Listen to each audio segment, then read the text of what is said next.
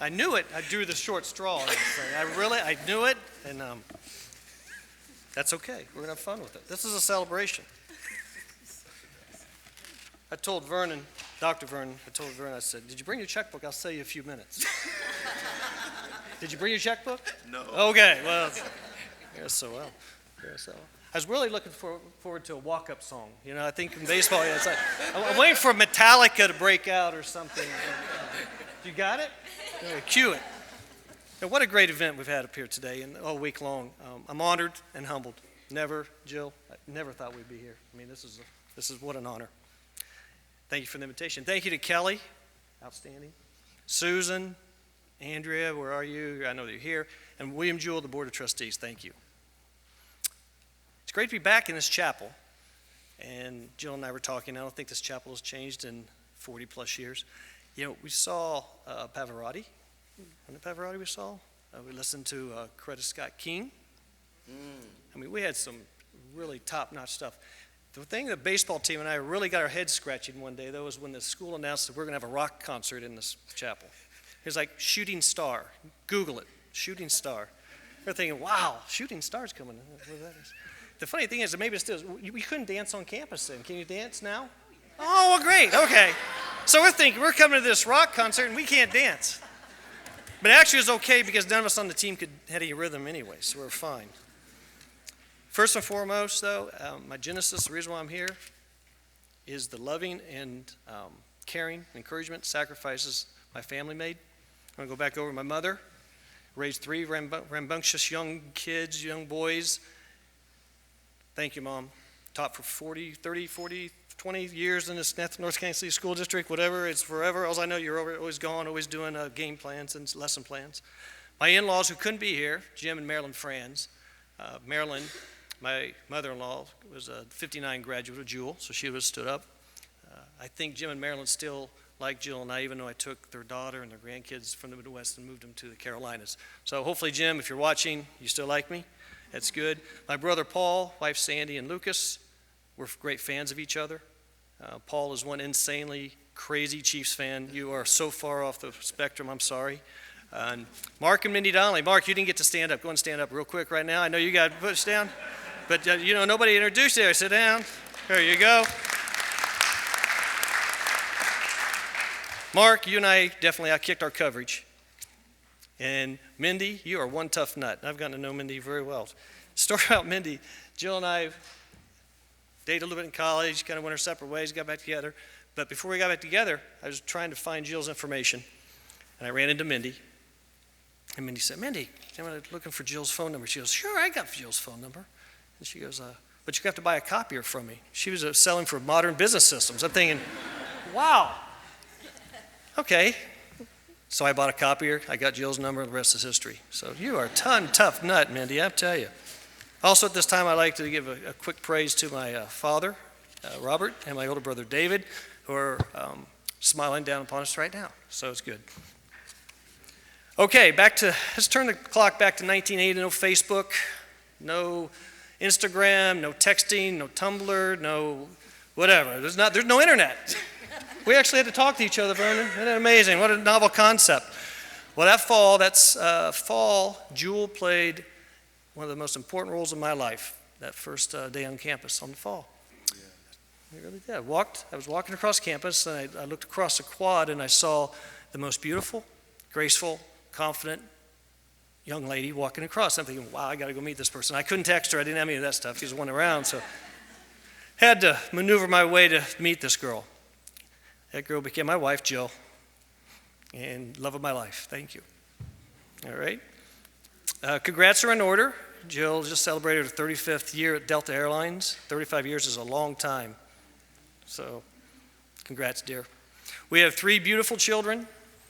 First of all, 3 beautiful children. But the best thing to report is they're all off my payroll. They're gone. It's a big accomplishment once you get there. Matthew lives in Nashville, Tennessee. He works for the Tennessee Titans. Much as I've tried to talk him out of the business, and we've had some wonderful Monday morning quarterback stories to share.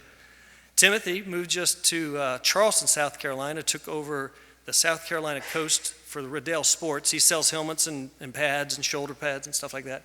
If you need to buy a helmet, call Tim. The commission thing helps the payroll thing. So, it's all full circle. Samantha, our daughter, lives in Charlotte, and I feel sorry for her. She had to grow up with two very competitive young men in the house. So, much love to all. Thank you. Got me here. Okay, I need some help, and I know the football team's back there, right? So I need a little help here. This is a celebration. Let's make it a celebration. A game happened about 3 weeks ago down in Miami. Anybody familiar with this game that happened in Miami? So finish this quote. How about them? There you go. What do you think? That's not bad. Congratulations. Good job, Andy. There you go. Jewell and the Chiefs have a tremendously rich history, almost 30 years of training camps from 63, something like that. 63 to 90, Russ, we were there together. So I really believe that we set the foundation for the championship for the win 3 weeks ago. So I think we need to call Norma up and get the trophy down here on campus, and we're going to get right on that, Russ. That's on you, all right? Speaking of the Super Bowl this year, I retired from the Panthers last March. So this last year, I was a free agent. I didn't, for the first time in 38 years, I did not have a team. For the Super Bowl, it was the first time either Jill and I didn't attend, or we didn't have a team affiliation in 38 years. I really didn't. I could have cheered for anybody. Well, Jill, she was all in Chiefs, all red, all Chiefs, all the time last fall, and this was great. So we followed the game up. So. What happened? Who did the Chiefs have to play before they got to the Super Bowl? Does anybody remember? Tennessee Titans. Well, that made a little dilemma in our household, guys. She had a big dilemma. Did she support her son, who has been working there 5 years, and keeps him off my payroll, or does she support her hometown team? She's a smart girl. She hedged all bets. Sunday afternoon, she comes out. She has a Titans shirt on, and she goes, "Look at this." She had a Chief shirt on underneath. So she was layered for both teams. So as the game started, I didn't have to watch the game. All I'd look over at Jill, and if the Titans were winning, the Titans shirt was on the top. If the Chiefs were winning, the Chiefs shirt was on the top. So you won, dear. You cracked me up that day. We had a few. Back to 1980. So Jewell was instrumental in my personal, and really, my life. But Jewell was also so instrumental in my professional side, too.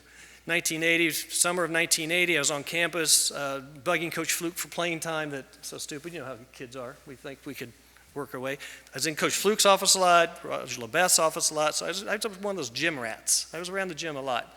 Early summer of 1980. Well, I was in position. It put me in position when the Chiefs started coming up and loading in for training camp. I would start meeting folks. I'd meet folks like Russ Klein. I'd meet folks in stadium operations. They'd be bringing equipment back and forth. I got to meet Jim Schaaf, the general manager. Got to meet Lamar Hunt and Clark Hunt as they come and visit the campus. And I'm not real smart, but you know what? You can teach an old dog new tricks, but I would find out when they were coming on campus and kind of be around the gym to meet these folks. So I ended up moving boxes, running errands, and just kind of being around. One day, I had felt a big hand on the back of my shoulder, and he said, "Son, what are you doing with our Chiefs equipment?" I turned around, there's a gentleman that's about 6'3" or 4. His name was Carl King. Remember Carl, Russ? Carl King was a Jewell grad. Carl King was the assistant director of stadium operations for the Kansas City Chiefs, and he thought I was walking out the door with this Chiefs equipment. So he sat me down, and we had a long discussion about stuff. Carl and I developed a friendship over the years, and he actually said, "You know what, if you're going to be up here, I'm going to hire you." I said, "Great." So now I'm getting paid to do what I was doing before. That's wonderful. So my title was seasonal part-time assistant to the assistant of the stadium operations director. Actually, what it was gopher. Go for this and go for that. So I was all over the campus. Best job ever. Had no staff to worry about but me. Had never once had a budget discussion with the CFO. Never once had to sit down in front of the owner with revenue projections. It was the best job ever. It was pure joy of the job. The only downside, a bad day at that job for those first three years, the bad day would have been if the coach's beer cooler wasn't stocked. I said, I can do this job. That position gave me entree into both the business side and the team side of the organization. It allowed me to watch, grow, and learn from professionals and influence my career. Really did. I pause here, and here's the advice from the old people. Life presents us with opportunities. Some are right there in front of you. Others you really got to dig and kick some dirt to uncover and put yourself in position. But meeting, getting to know, watching, and learning from so many great people will influence your career along the way. From Carl King taking the patience to grab me, sit me down, and hire me, that first job when I was 20 years old, to Lamar Hunt calling me at night on a Tuesday night at 9 o'clock, talking about how many tickets we sold, those conversations, to Jerry Richardson grabbing me and taking us on the team plane to NFL owners meetings. I've been blessed to have many opportunities. So, such one of those opportunities, I know it's getting late, I gave you 5 minutes, I'm pulling them back. But such an opportunity happened that first year. A real quick story, in summer of 80, I was doing my gopher responsibilities was to run back and forth to the airport and pick up players, drop off players, all that good stuff. So it was about a 20-minute ride from here to the airport. I think it was 152. I remember I got instructed to go pick up a part-time, low-level East Coast scout, some guy named Bill Polian. So I go pick up Bill Polian. We hit it off. We developed a friendship. So over the course of the next 2 or 3 years, Bill and I really become close. Quirky thing about Bill, I tell you, it's pure genius. Quirky thing about Bill, before we get on campus, we'd stop at the flower shop in the square. Bill would run in and grab 5 sacks of flowers and chocolates and gifts and stuff like that, run in, bring it back out, and bring it up here to the offices. He'd walk into the office, and all of a sudden he was Santa Claus. He was loved by all, to all the support staff. Pure genius, I'm telling you. Sincere act of kindness, building relationships. From that friendship, we stayed in touch. Bill went on to become Mr. Football in the World Football League. He was on to build the Buffalo Bills, and I was on with the Chiefs. In 1994, I get a phone call. Bill Polian says, "Youtsey, get your butt down here to Carolina. I just got hired as general manager." I said, "Bill, whoa. I said, let's talk about this." Not Bill. So note to file, never get into a negotiation with an NFL general manager. You're going to lose. 25 years later, I was in the Carolinas for 25 years. As you may be aware, Bill Polian was just inducted to the NFL Hall of Fame. So proud of him, proud of his family. Key takeaway, relationships are critical for success. Always be aware of opportunities. Critical. So in close, by the way, that 20-minute drive back and forth to the airport with Bill, once I turned 21, it stretched out to a couple hours. There was a place on the square called Kelso's Pub. You remember that, Gary? Yes, I do. Yeah, so we get lost running around the square a little bit. So, in closing, thank you to Jewell College. Thank you to the Board of Trustees. Thank you to my colleagues. You guys, I can hang with you guys. Good stuff. Thank you to my wife, my family. Thank you all for your time. Thank you for being here. And keep the hill alive and tradition strong. Thank you.